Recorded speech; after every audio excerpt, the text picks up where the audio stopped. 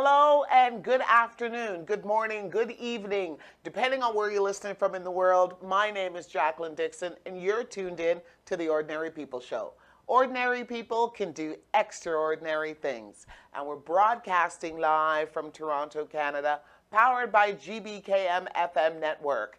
We're live in studio this Saturday afternoon, and again practicing the rules of engagement right now, which means no engagement. So social distancing is first and foremost on our minds, as it always been here at the GBKM studios, and we hope that you as well are following the rules and suggestions as has been imposed by our provincial government state of emergency, so that we can all put this behind us sooner rather than later.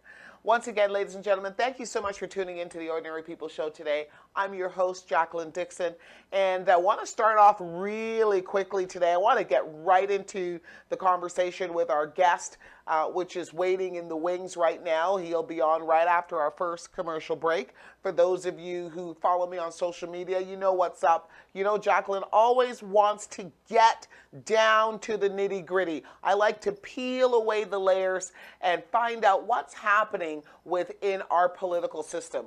I want to talk to the decision makers, and I believe in holding them accountable, but I also believe in giving them the opportunity to share with us what they're up to, their initiatives, and some of the projects in which case they might be involved with, and of course the current state of the union right now, or the current state of situation in the province of Ontario, is the fact that we are in a state of emergency, and we need to know right from the decision makers what is the plan. So we have waiting for us right after our first commercial break. Our guest and friend to GBKM Studios is the MPP for Humber River Black Creek, which is Mr. Tom Rakocevic. And he's a great friend to GBKM TV. He is the representative for Humber River Black Creek, and he's doing an outstanding job, and we want to have him share with you as much information as he possibly can as to what's happening at Queen's Park, and the official opposition's position in regards to any decision making that the current PC government run by Mr. Doug Ford is currently involved with. And we're going to get to that as soon as we come back from our first commercial break. But before we take our first commercial break, of course, I want to, start with our pleasantries, as we always do. First of all, we want to thank you, the viewer, for tuning in, as you always do. Thank you so much for your support over the years. And thank you for telling a friend to tell a friend as we grow our network. And especially in these particular times, make sure that you like and share this video for those of you who are watching it live. And for those who are watching it on demand, do the same as well. Like and share. Give us your comments as well. We always pay attention to your thoughts, and we try to endeavor to give as much feedback as we possibly can in our responses to you. Don't forget, GBKM FM is a 24-hour web radio, so we provide the best web radio music. We have genres such as Afrobeats, reggae, hip-hop, R&B, old school, and so much more. When you're not watching any of our live programs, please enjoy the music at www.gbkm.fm. You can also see us on our YouTube channel for any live shows that are running. Make sure you subscribe to our YouTube so you can be updated and informed whenever we go live. And of course, our Facebook listeners and viewers, again, like and share the video, like our Facebook page, so that you, again, can be alerted whenever we go live. We want to thank Blue Flame Heating, Cooling, and Mechanical for being our #1 longest running sponsor for the Ordinary People Show. Blue Flame Heating, Cooling, and Mechanical provides all of your heating and cooling needs, and they're located right here in the GTA. They are considered an essential service, so don't be concerned. Give them a call if you have any issues with your hot water tank, your furnace, your air conditioner, and any gas fitting needs. They provide 24-hour service, 24-hour service 7 days a week. You can give them a call at 647-881-5555. 5111. Ask for the CEO, Mr. Neville Hall, and don't forget to tell him that you heard about him on the Ordinary People Show so that you can receive your additional 10% in discounts.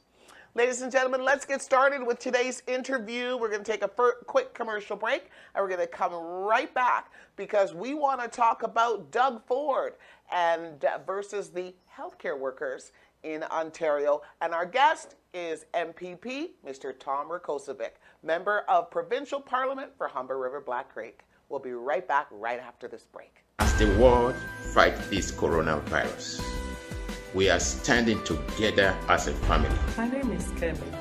I'm a fan of GBKM. My name is Pastor Clement Omozane. I'm Medea, your red carpet host. I am your host, Ellen Roxon, for the show Talk That Talk here on GBKM FM. I'm a mother and a teacher. I stand with everyone at this time. And my name is OJ Egobo, co-host of the King's Domain.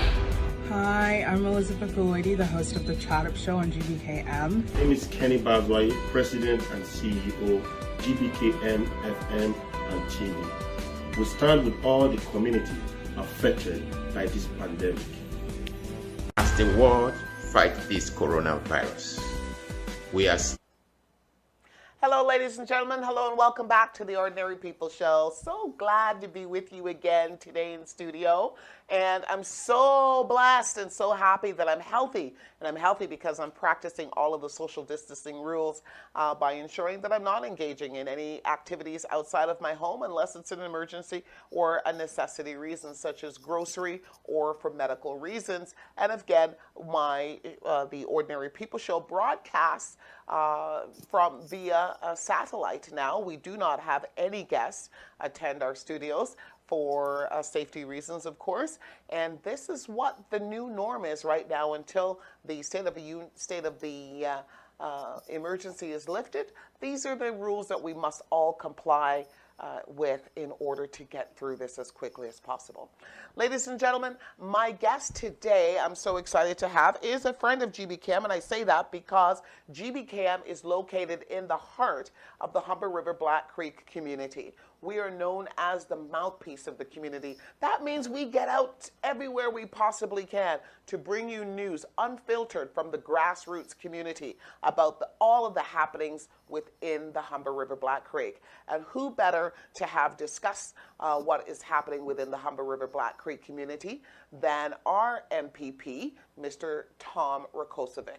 Ladies and gentlemen, let's welcome Tom to the Ordinary People Show. Good morning, Tom. Welcome. Good morning, Jacqueline. How are you doing? I'm doing well. I'm doing well. My goodness, it's great to hear you. It's great to see you.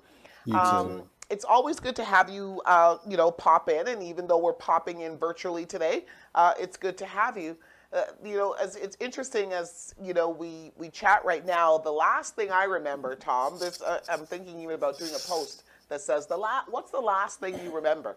The last thing I remember, we were celebrating Black History Month at the Jamaican Canadian Centre. Yep. It was a great event, great turnout, and now look what we're facing. Wow.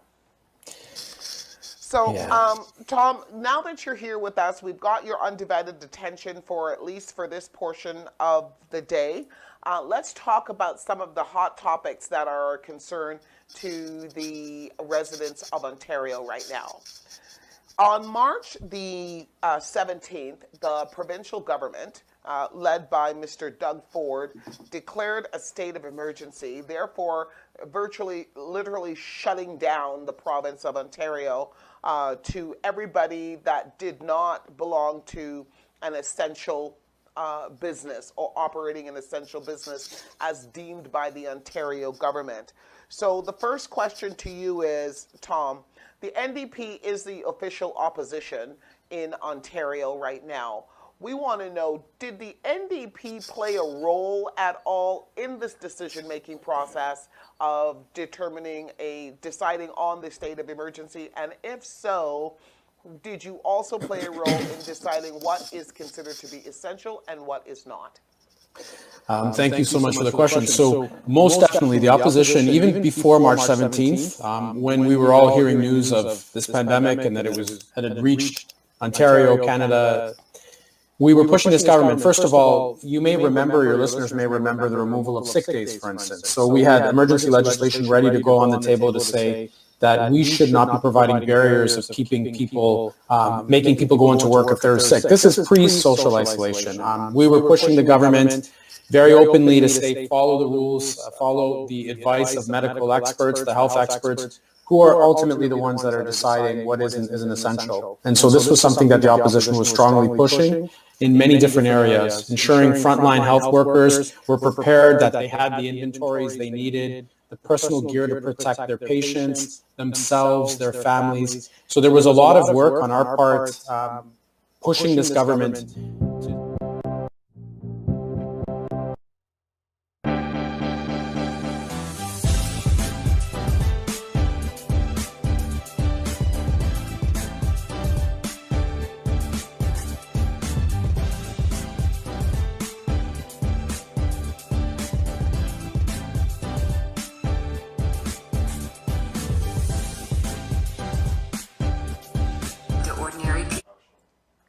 Hello and good afternoon, good morning, good evening, depending on where you're listening from in the world. My name is Jacqueline Dixon, and you're tuned in to the Ordinary People Show.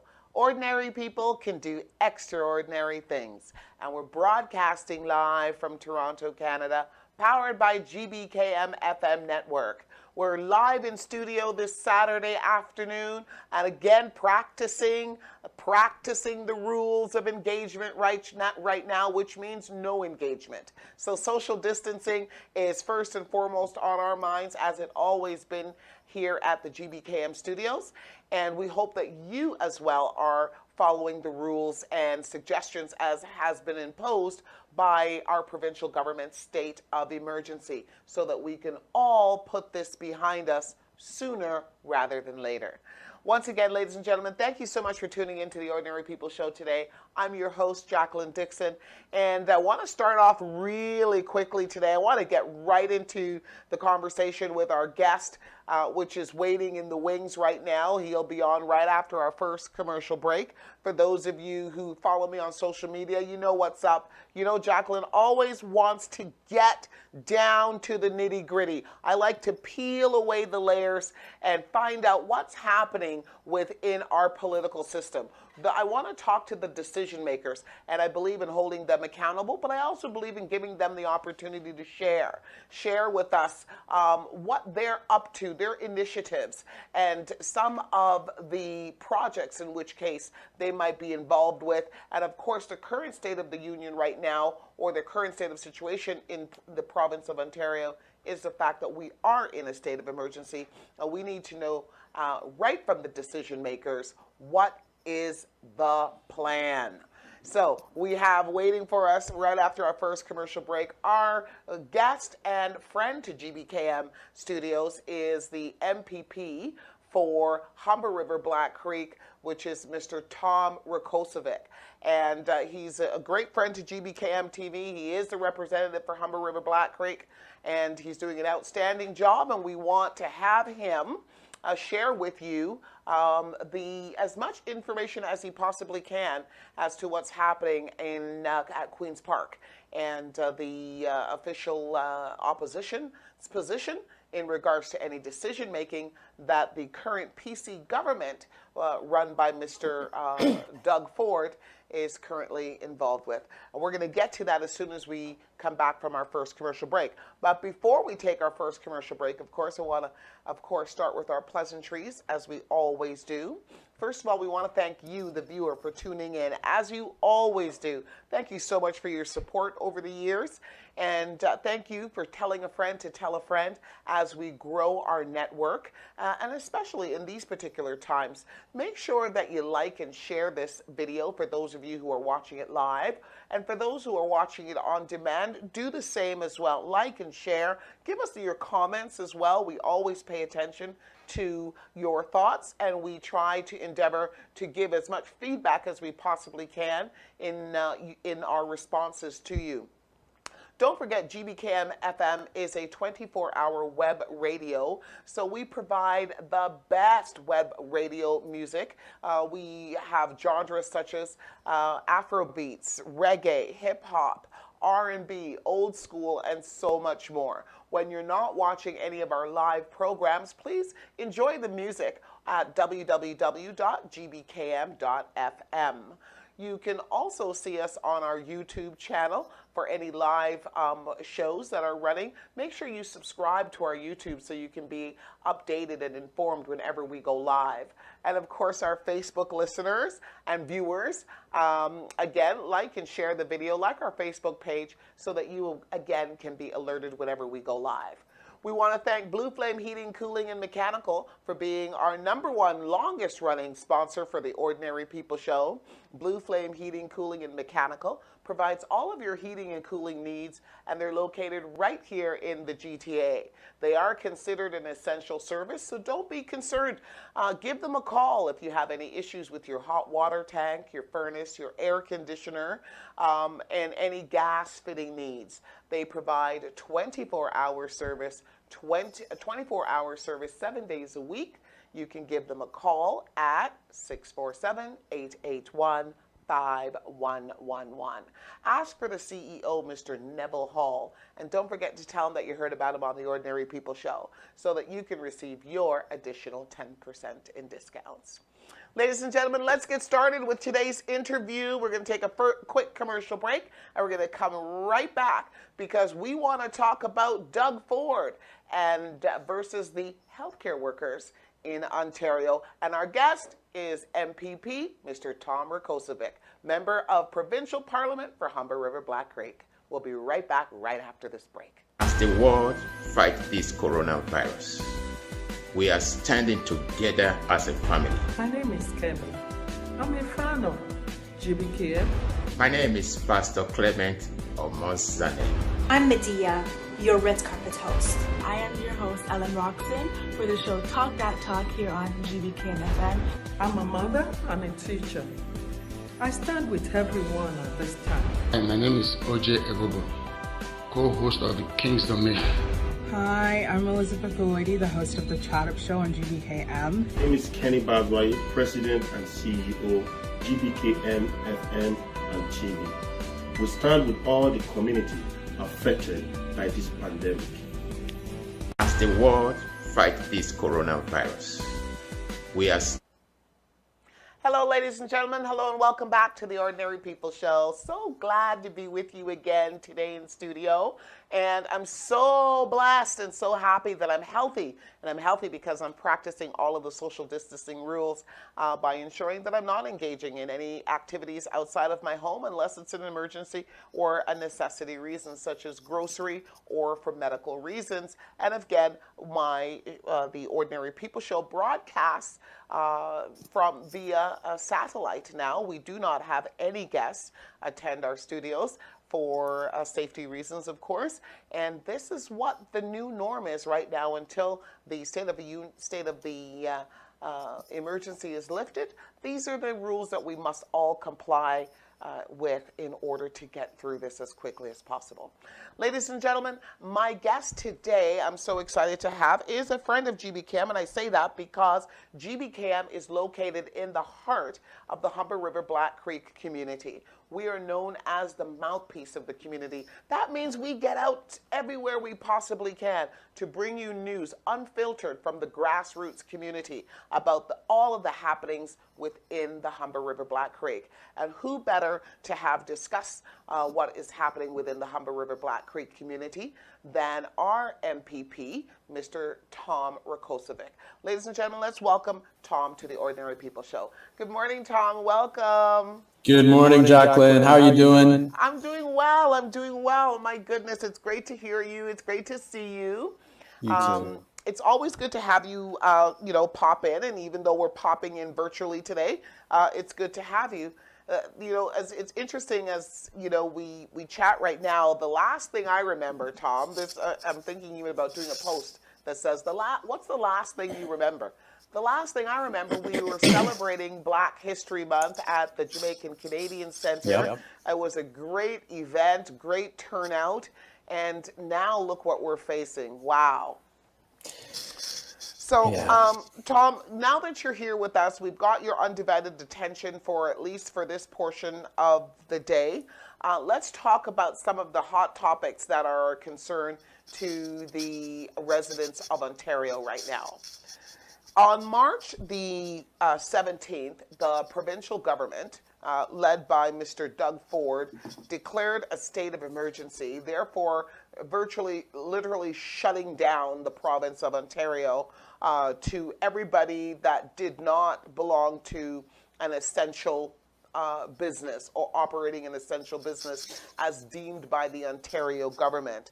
So the first question to you is, Tom, the NDP is the official opposition in Ontario right now. We want to know, did the NDP play a role at all in this decision-making process of deciding on the state of emergency? And if so, did you also play a role in deciding what is considered to be essential and what is not? Thank you so much for the question. So most definitely the opposition, even before March 17th, when we were all hearing news of this pandemic and that it had reached Ontario, Canada, we were pushing this government. First of all, you may remember, your listeners may remember the removal of sick days, for instance. So we had emergency legislation ready to go on the table to say that we should not be providing barriers of keeping people, making people go into work if they're sick. This is pre-social isolation. We were pushing the government very openly to say, follow the rules, follow the advice of medical experts, the health experts, who are ultimately the ones that are deciding what isn't essential. And so this was something that the opposition was strongly pushing in many different areas, ensuring frontline health workers were prepared, that they had the inventories they needed, the personal gear to protect their patients, themselves, their families. So there was a lot of work on our part pushing this government to do everything they could to protect people in this province during the pandemic. Okay, so then you are confirming that NDP did play a very active role in that decision-making process of determining that we were in a situation where it was necessary to call for a state of emergency. We were definitely saying yes, support the ideas and the rules being set forth and the advice by medical experts. That's who we should be listening to, and that's definitely something we were saying.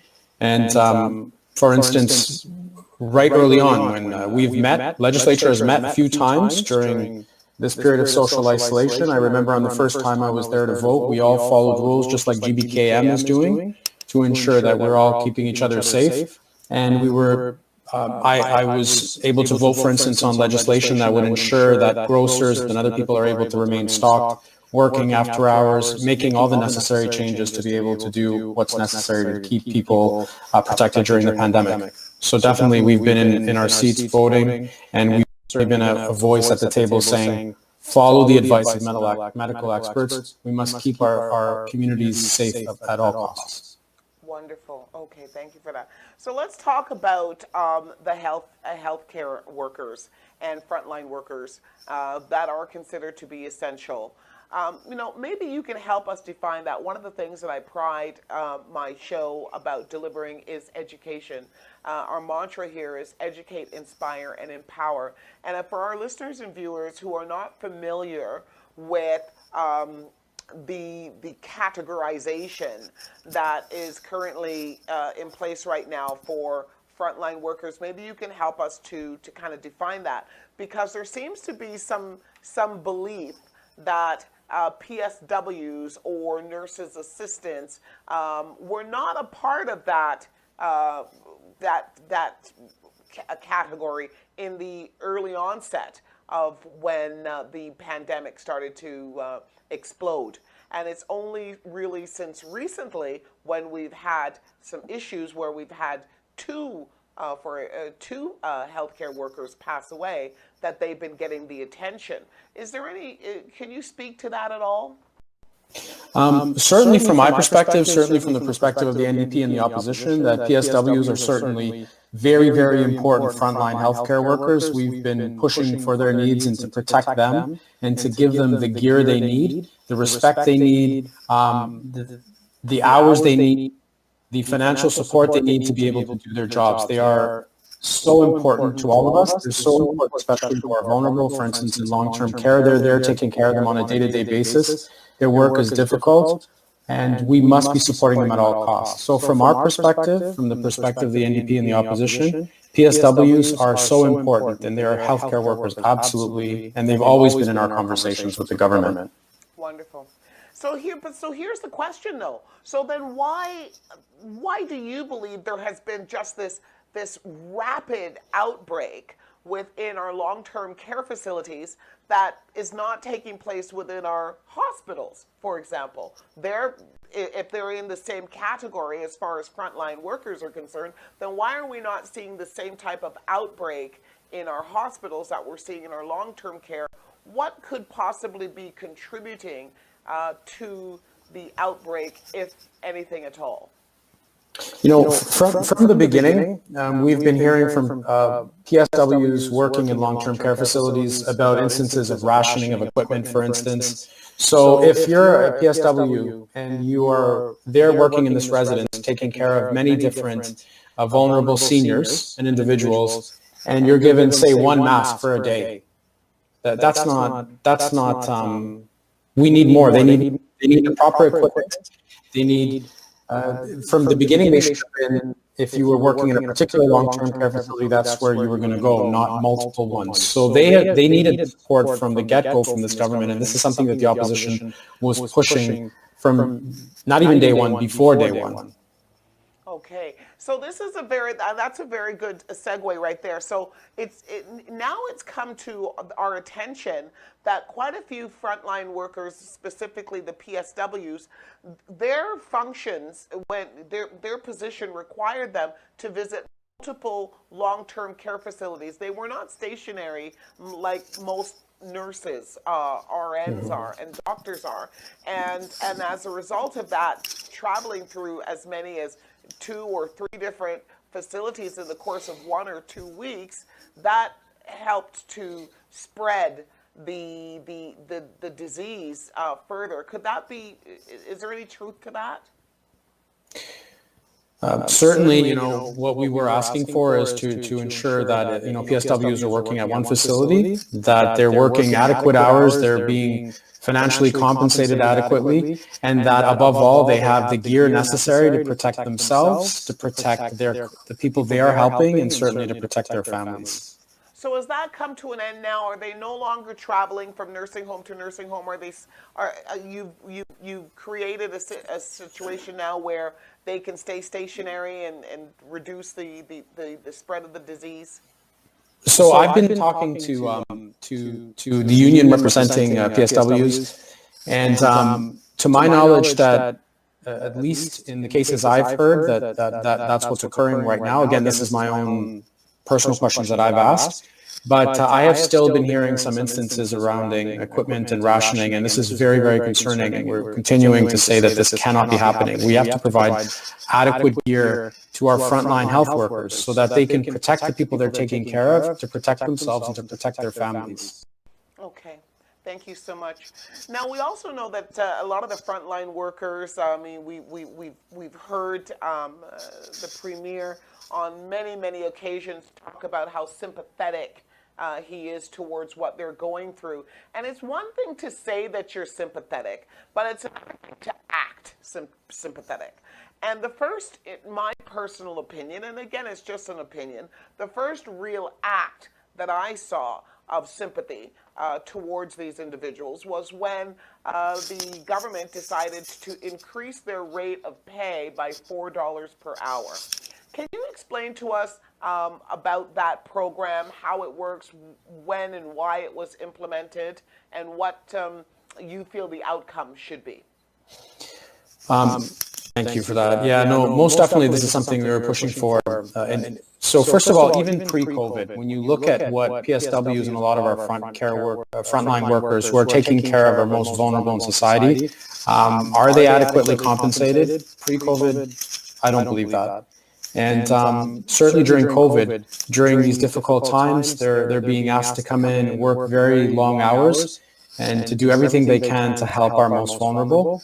And so certainly they should be compensated for that. So there has been an increase to their pay, but we've certainly been pushing for that for some time.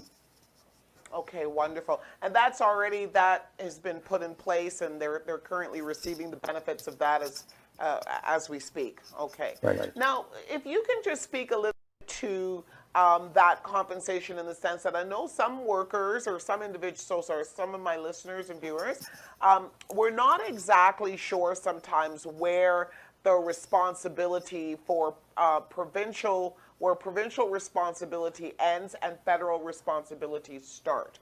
So maybe if you can speak to that a little bit for us, so that we can get to better understand where the buck stops versus the feds when it comes to protective gear and for compensation or funding the frontline workers.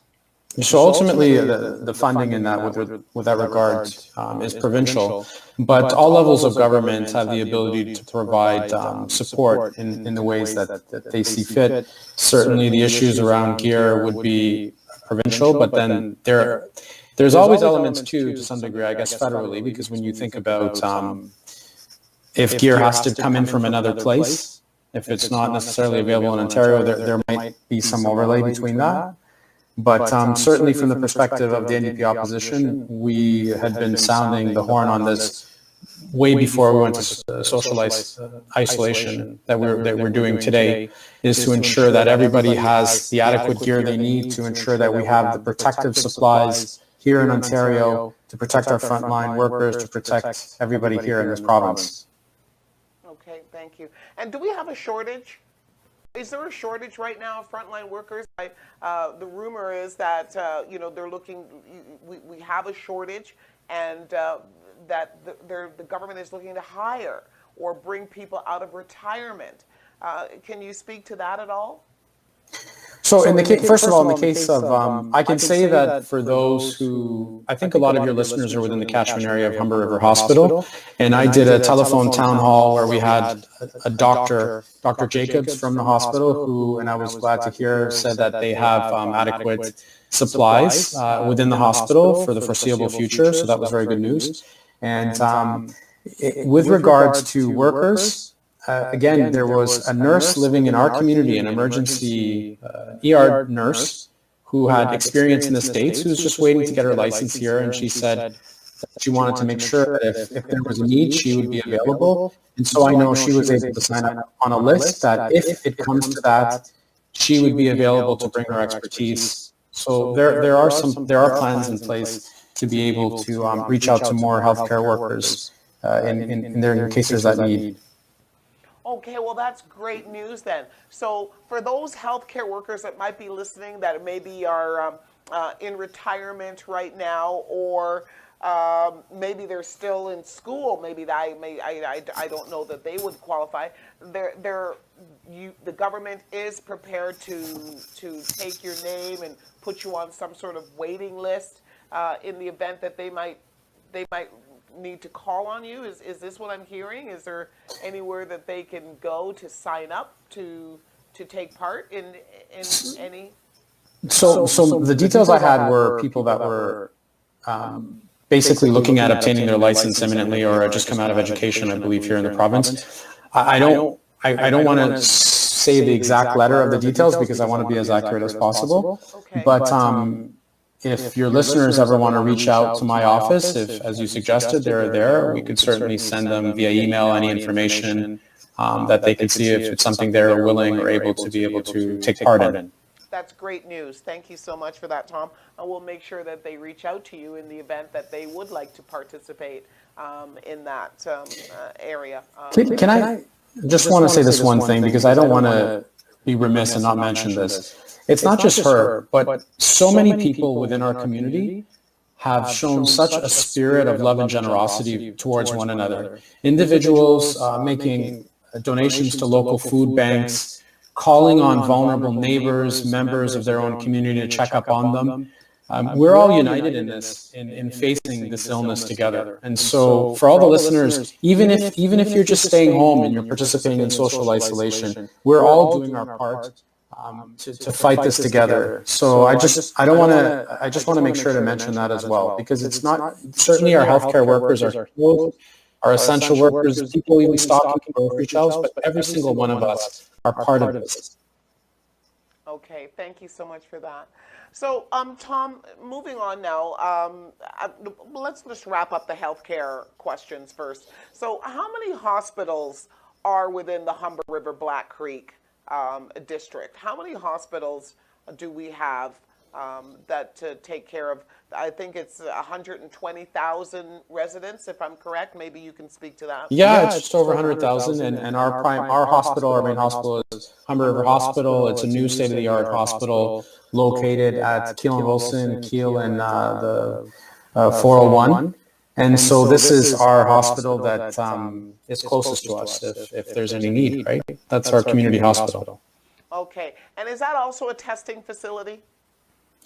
There is a testing facility that's located at the old Humber River Hospital site, located west of Jane and Finch. There are a number of them throughout the province, but it's not a testing site, to my knowledge, where you just go in. There are rules, to contact telehealth if you believe you have symptoms, and they'll direct you to where you need to go to get tested.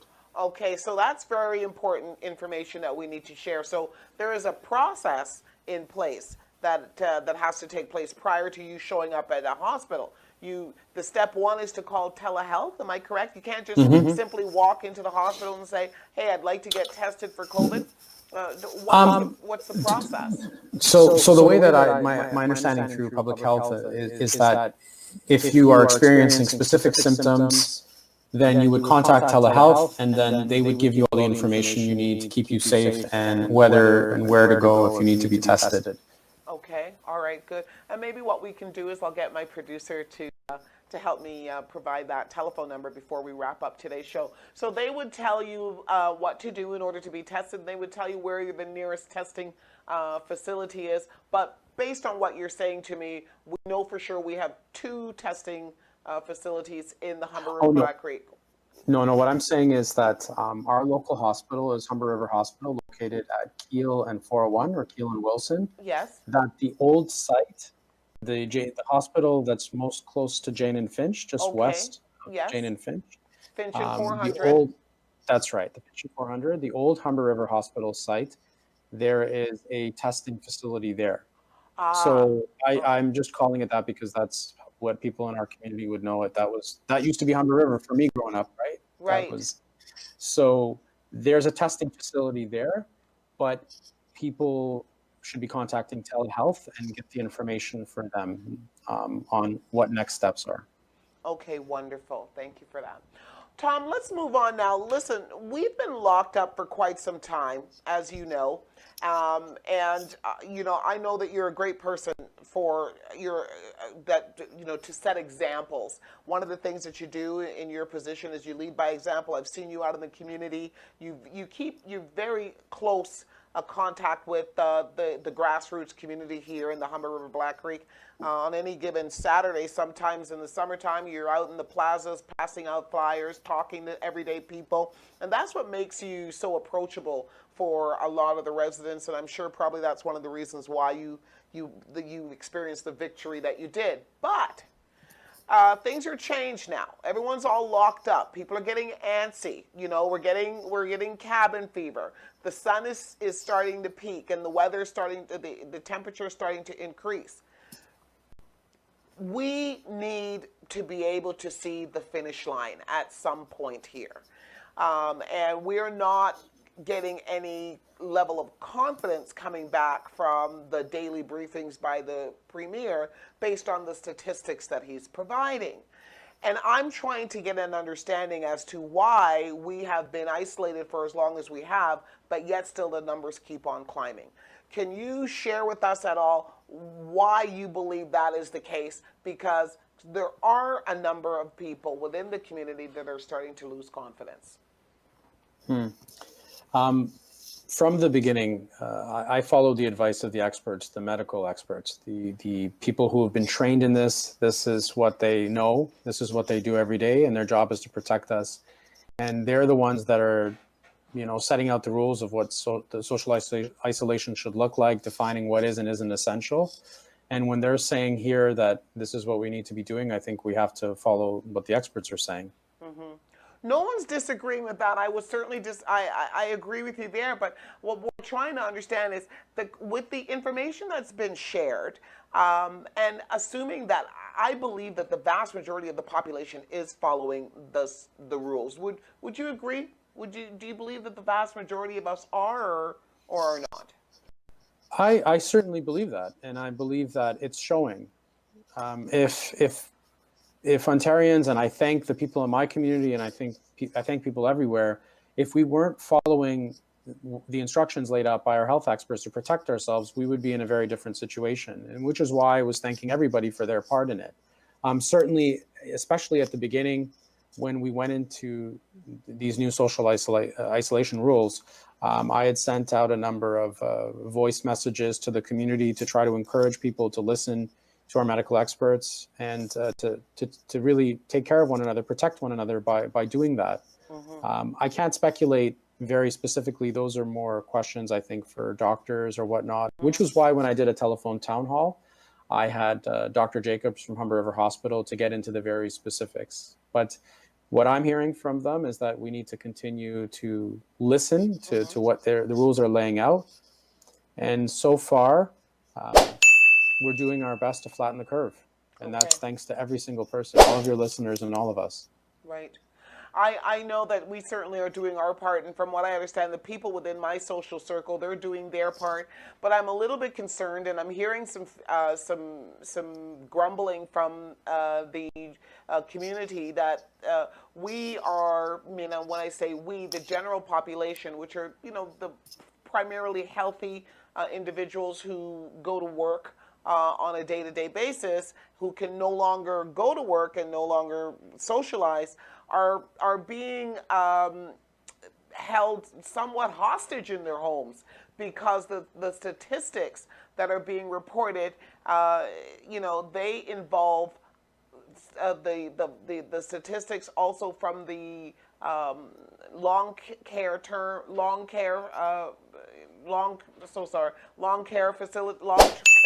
facilities, and those numbers are climbing. And because those numbers are climbing, it's making it appear as if the general population is not complying. Should we be reporting the long-term care facilities statistics separately from the general population, or is that too harsh? I mean, more data, more information is always something that's useful. Certainly, the NDP have been calling, for instance, for demographic and race-based data to be made available. This is something we've been pushing from the beginning. But vulnerable people aren't just people living in long-term care. They are our parents. They are our grandparents that might be living at home or in an apartment. There are our neighbors. There are uncles. There are our aunts. There are individuals who are our friends that may have a pre-existing condition. Maybe they have asthma. There's so many different people who are vulnerable. So I think it's very important that we follow the rules that are being laid out by our healthcare experts. And that's to protect one another. Thank you. Now, you mentioned race-based data. That seems to be a growing concern more and more, especially based on what we hear coming out of the United States in regards to the percentage of African Americans and Latinos which have disproportionately passed away from this disease more so than their Caucasian counterparts. So now, though, there is a request for race-based data to get collected here in Ontario, maybe even nationwide. What's the current situation with that request, and who has made that request, and who is fulfilling it, if anybody at all? Okay, well, thank you for that. Certainly the opposition, the NDP opposition, have been making that request for some time now, saying that it's very important we get all the data we can, certainly around demographic and race-based data. The Premier hasn't agreed with that. The government hasn't moved in that direction, although I want to thank the City of Toronto and their medical officer of health for, I believe, as early as last week, beginning to collect that data. Each person is affected. We're all living millions of unique lives here in Ontario, and our experiences are certainly different. But if you're someone that is relatively wealthy, privileged enough to be able to work from home, or you're a tenant from a marginalized community living, perhaps maybe you've lost your work, maybe you've been laid off as a result of COVID. Your experiences are going to be dramatically different. If you're that family is now, you're a high school daughter or son is now at home, but you have internet, you have a tablet, you're able to continue to learn and follow the curriculum, versus a tenant who's now lost their job and their child, they don't have even internet at home, they don't have a tablet. These are two different lives. So being able to determine the data that's out there on how we must provide supports depending on need, I think is crucial. The Black Chamber of Commerce has called on a dedicated fund for communities that have faced historical barriers to receive dedicated funding, especially during these hard times. This is something that the NDP agrees with. The needs are different. No two persons' needs are the same, and we must support those among us that have the highest needs. Thank you so much.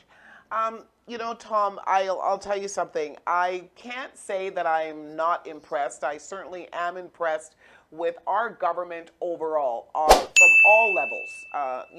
From city councillor, provincial, and federal. I'm a very, very proud Canadian right now. But there are still holes, there are still cracks, and people are slipping through these cracks.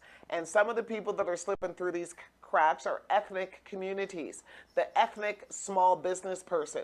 They don't seem to fit the profile for any of these government funds that are being offered. And every time our Prime Minister goes in his home and opens that door and comes back out, there's another $10 billion that's being offered. And people like small business outfits, similar to GBKM and another small business organizations are slipping through the cracks. They just don't fit the profile for the government funds that are being offered. And, what can be done, if anything, about that? When we see our federal government create funds specifically for the Indigenous community, do you believe that the ethnic community, specifically the Black community, would be in line to get specific funding as well? Just like I said, the Black Chamber of Commerce made that exact point in the case of businesses. And this is something that the NDP certainly supported. Absolutely. Is that from a federal level or a provincial level? This is something that's provincial, but that level of support, I think, could be provided by any level of government as well, right? Okay. Yeah. Okay. But certainly I've been hearing from local nonprofits. So for instance, we have a number of incredible nonprofits operating in the Jane and Finch area that provide, for instance, a social environment for seniors to come get a warm meal, speak to one another. And of course, under the new rules, they're not able to do that. So a lot of them have gone ahead and are delivering meals or, food banks that are bringing food to people or whatnot. And so the funding requirements or their needs, certainly pre-COVID and post-COVID, are different. Okay. All right. So there's certainly a call for that in many different communities as well. Absolutely. It's a very good point that you bring up. And I think this is something that the government should be listening very carefully to and providing the support as needed. And in terms of small businesses, right now, the way that it's unfolded is that, let's say if you have a small business, it's up to the landlord to opt into these programs. The NDP have a dedicated Save Main Street plan dedicated at small businesses that would provide direct support of up to 75% of their rent, for instance, and whatnot, directly to those businesses, not requiring, in those cases, landlords to have to opt in. So definitely there are things that we've been really pushing the government not to forget small businesses. They are the cornerstone of Ontario. They're our bread and butter, and we have to support them during these difficult times, because a lot of these businesses who are suffering right now, if some of them may not open. And so we need to support them now so that when we come out of this, they're able to hit the ground running. That's so true. Thank you so much for that. I'll tell you, Tom, yesterday I had to go leave my home for the first time for the week to get some groceries. And I was just driving around the neighborhood, and I can already see for lease, for sale, for lease, for sale. It's starting to pop up already. And I can imagine that your hands are going to be full when this is all said and done, and people are going to need some help. People need help right now, but especially in a community like the Humber River Black Creek, where things are, where it's, you know, it's heavily, it is the most ethnically mixed community demographically for the province, my understanding. So it has the most amount of diversity in it.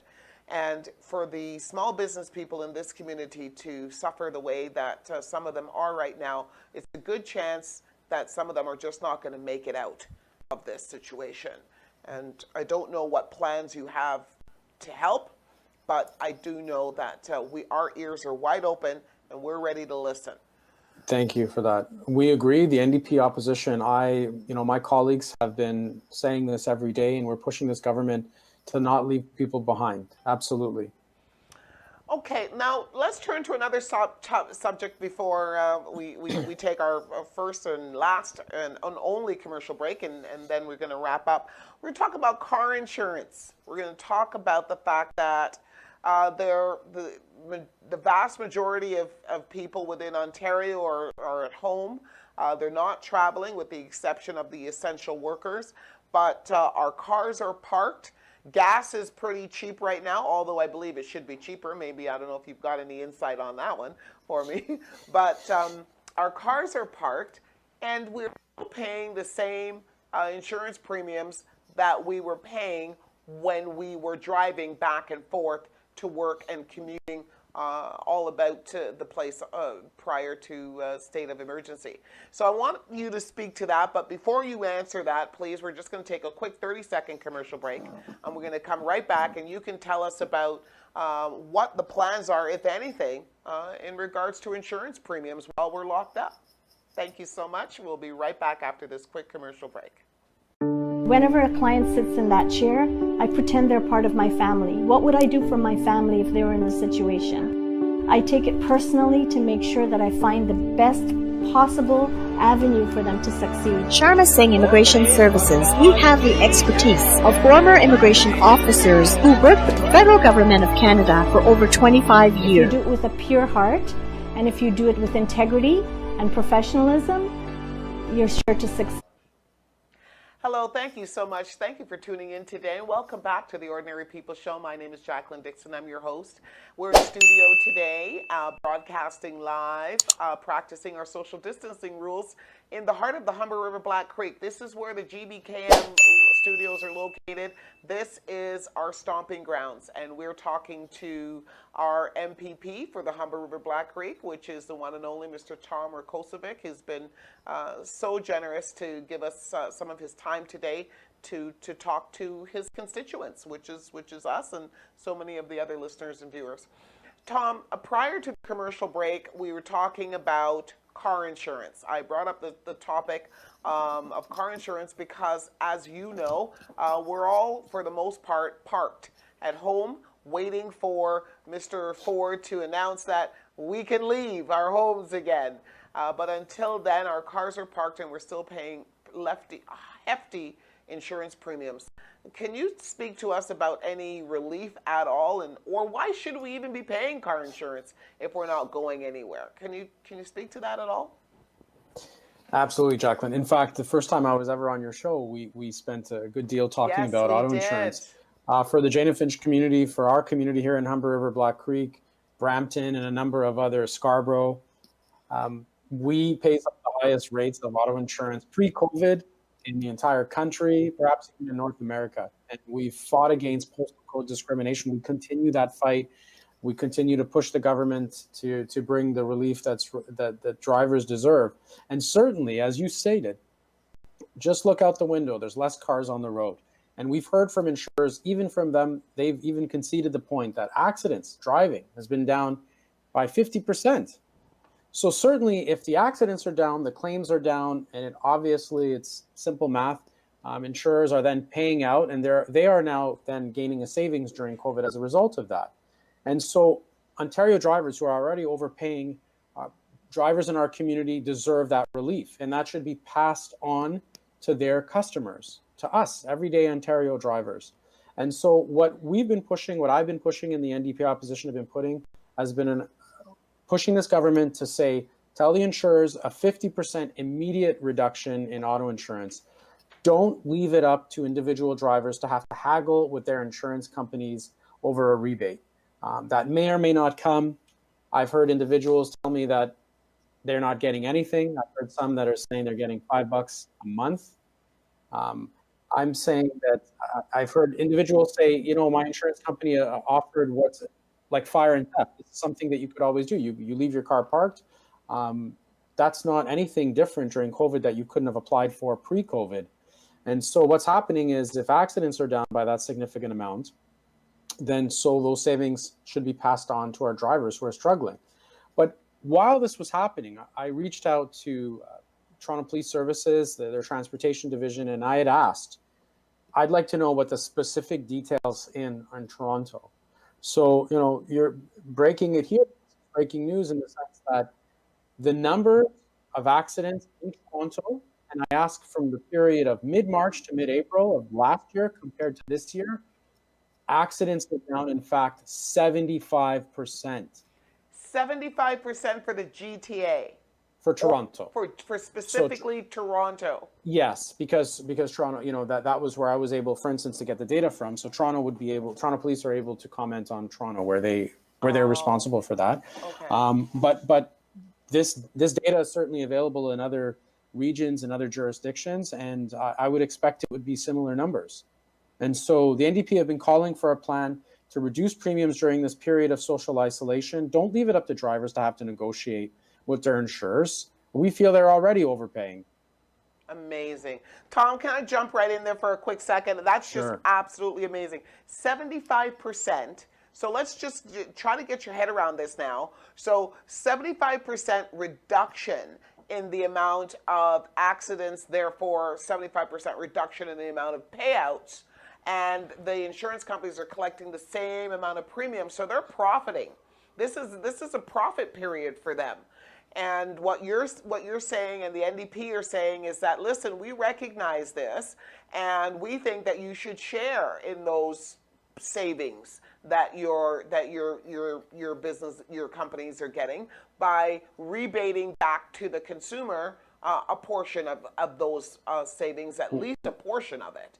So, so let me tell you about my personal experience. I had heard this talk about getting a potential reduction in insurance premiums, and I'm always one for trying to save. So I contacted my insurance company on my own, and I said to them, I've been told that it's very possible that I might be eligible for a reduction in insurance costs as a result of me not driving anymore and staying home.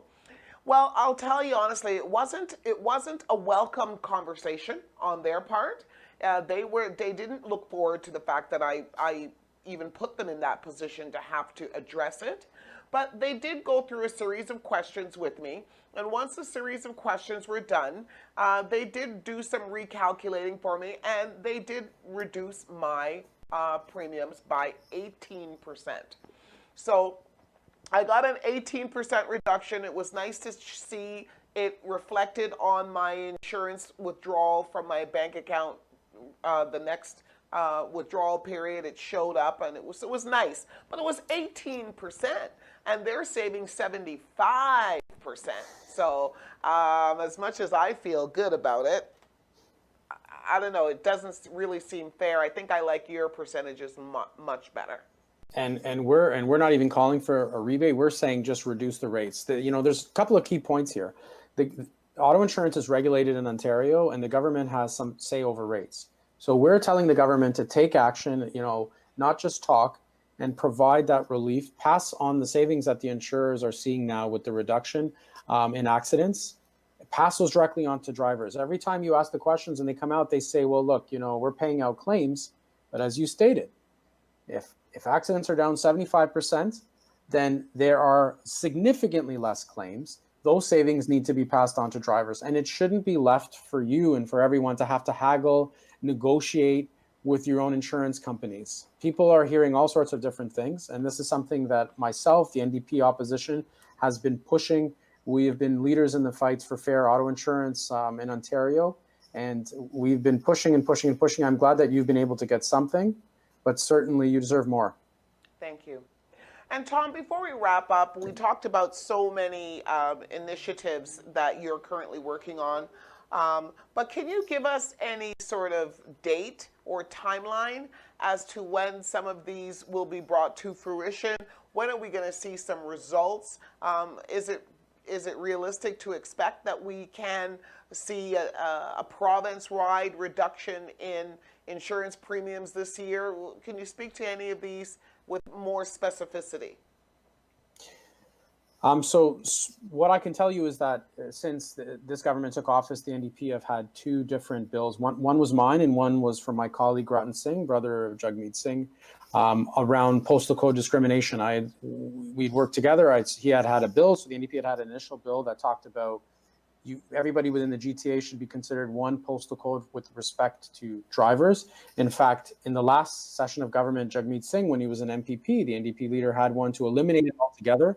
I've had a bill that I put out there saying that insurers need to open their books and give us more information as to why they're doing what they're doing, that they shouldn't be able to charge excessive profit margins when Ontario drivers say that they're being gouged, and as well modernize their practices so that we could save money. This is something that we continue to push, but this government is a majority government, and they seem to be on the side of insurers over everyday drivers. So all that I can tell you is that we're going to continue to apply this pressure. The talk around auto insurance and premiums, certainly the opposition has pushed and started that talk. And so you're hearing about it in the news and it's going around. And at least you saw some small part, some savings, but we don't feel it's enough. I've just recently discovered that it's in fact up to 75%, and we need a reduction in accidents. And so insurers shouldn't be saving money. Like the money that they're saving during COVID needs to be passed on to Ontario drivers. They're the ones that deserve the relief. They're the ones that are overpaying. And so this government has the power to make it so, and they should get on it immediately.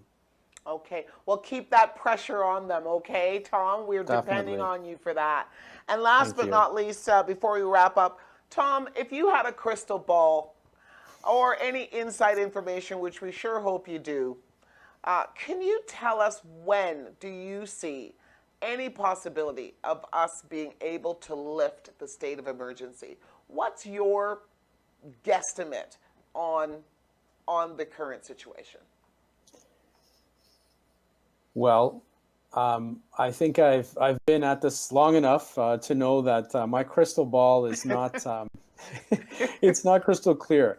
You know, I'm relying on the advice of medical experts, of our health experts. That's always what But you gotta have some sort of inclination. I mean, some provinces have started to lift already.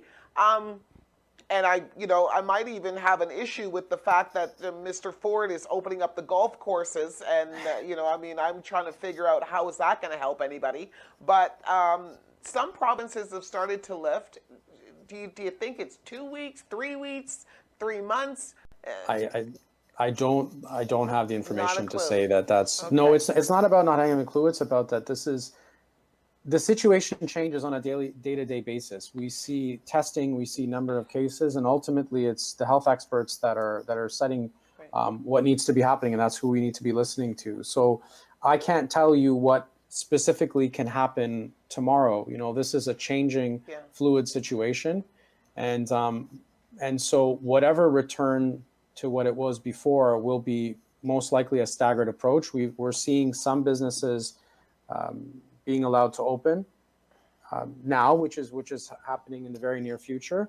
But I don't have a crystal ball to be able to tell you specifically what's going to be happening with specific dates. But the reality is that regardless of whenever that date gets announced, people are still going to be passing away.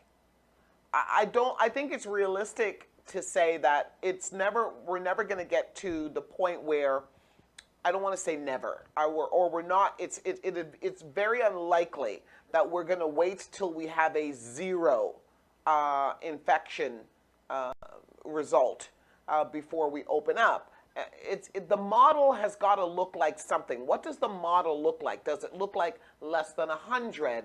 Does it look like less than 200? Do you follow what I'm saying? No, I know what you're saying, but Jacqueline, what I have to tell you is that I have to defer to the health experts. My focus has been during this period of social isolation and based on their recommendations that we do this, that the government is providing the proper supports to tenants who might have been facing eviction or to people that are out of work and they need the financial support they need, to small business owners that are struggling to pay rent, to marginalized communities, to drivers, to everybody, that people are getting the proper support. That has been all of my focus.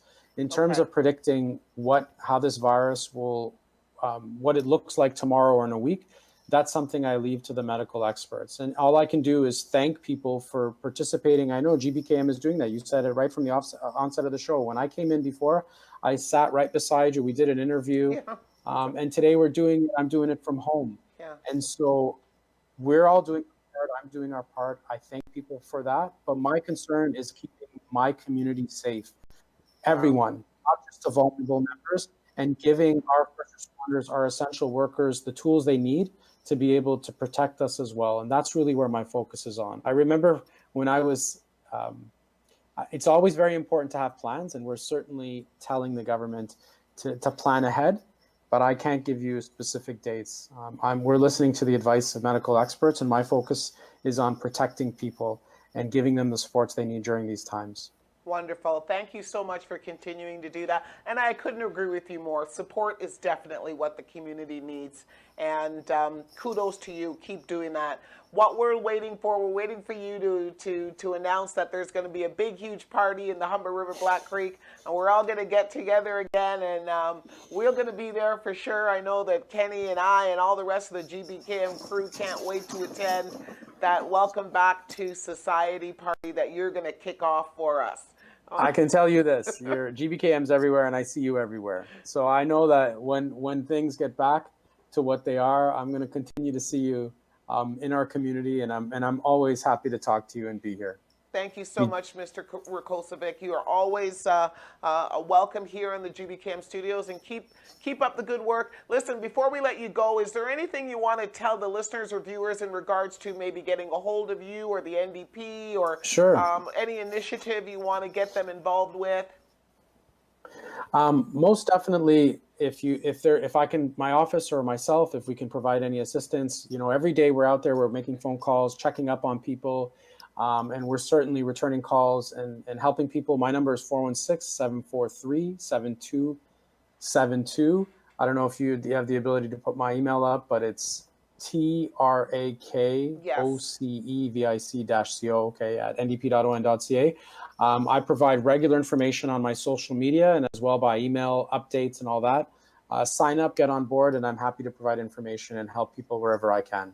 Fantastic. Thank you so much. We're going to provide that information for the on-demand listeners, because we get a lot of on-demand listeners and viewers, and so we will provide you with Mr. Rakocevic's email address and telephone number. Reach out to him, offer to volunteer, or maybe just simply call him and tell him good job. And I'm sure that he'll be happy to hear from you. Once again, I just want to thank you so much for joining us today, Tom, and we look forward to seeing you in the community once it opens up again. And until then, we'll say keep up the good fight, and don't forget we're waiting, depending on you to get us out of this and in a strong position like we were prior to going into it. Thank you, Jacqueline. I love my community. This has been my lifelong home. Thank you to all the listeners who are following the rules, practicing social isolation. You're all part of the solution here, and we're all in it together. Thank you so much, Jacqueline. Thank you. Have a great day, Tom. You too. Bye-bye. Ladies and gentlemen, I just want to thank you for tuning in today to the Ordinary People Show. We're going to wrap up today's show, and we want to thank you for sharing and liking the video. Please ensure that you tell a friend to tell a friend. And if you're watching this on demand, like, share, follow them, give us your comments, and contact Mr. Rakocevic's office personally to offer any support or to inquire about any of the initiatives that he spoke about today. Until next week, I'll see you right back here, same time, same place. Jacqueline Dixon signing off. Have a great week. Cheers. Standing together as a family. My name is Kelly. I'm a fan of GBKF. My name is Pastor Clement Omozane. I'm Medea, your red carpet host. I am your host, Ellen Roxon, for the show Talk That Talk here on GBKN FM. I'm a mother and a teacher. I stand with everyone at this time. Hi, my name is